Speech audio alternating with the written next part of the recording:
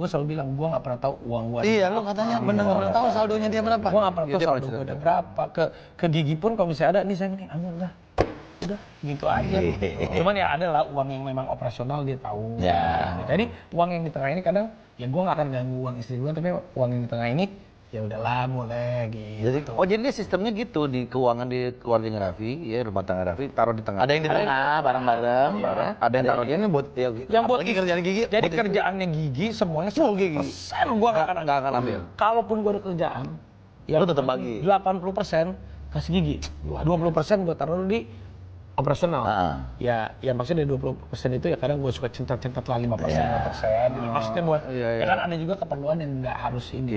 Gue sama Gigi tuh terbuka. Nah ini kalau misalnya bintang tamu podcast nih, gado-gado nih, budgetnya gope nih lo kasih ke Gigi berapa dah? Berapa nih? Gue kasih ke semua nggak. Gope sih lo jangan bikin malu. Jangan bikin malu dong ya. Ini kan 500.000 kan? Masa gope? Nggak mungkin gope lah, 5,5. Ini 5 juta. Masa gope?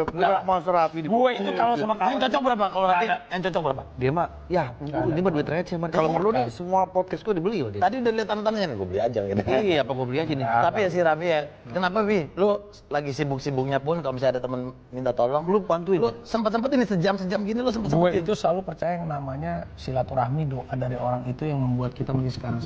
Karena kata-kata silaturahmi membuka pintu rezeki. Benar, karena almarhum bokap gue selalu bilang kita salaman semua di salaman.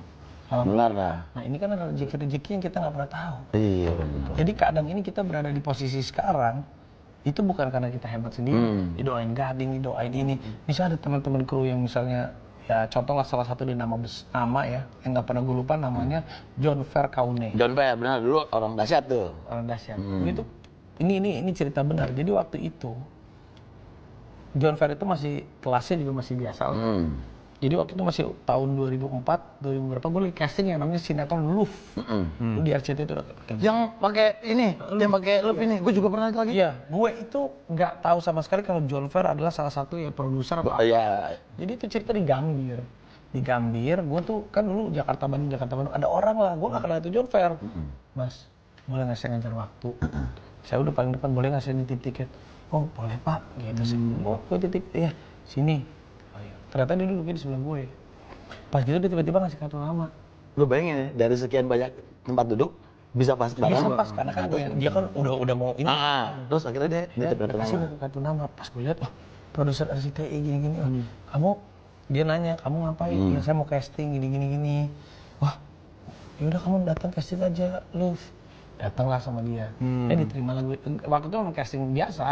Jadi bintang tamu karena dia. Akhirnya dia nggak pernah lupa, dahsyat gue sama. Akhirnya lu dipakai. Jadi gue itu berpikir investasi yang terbaik itu salah satunya adalah investasi silaturahmi hal yang baik. Betul. Karena almarhum bokap gue bilang menyenangkan orang itu bukan kita kasih uang. Kalau kasih rezeki lebih ya nggak apa-apa.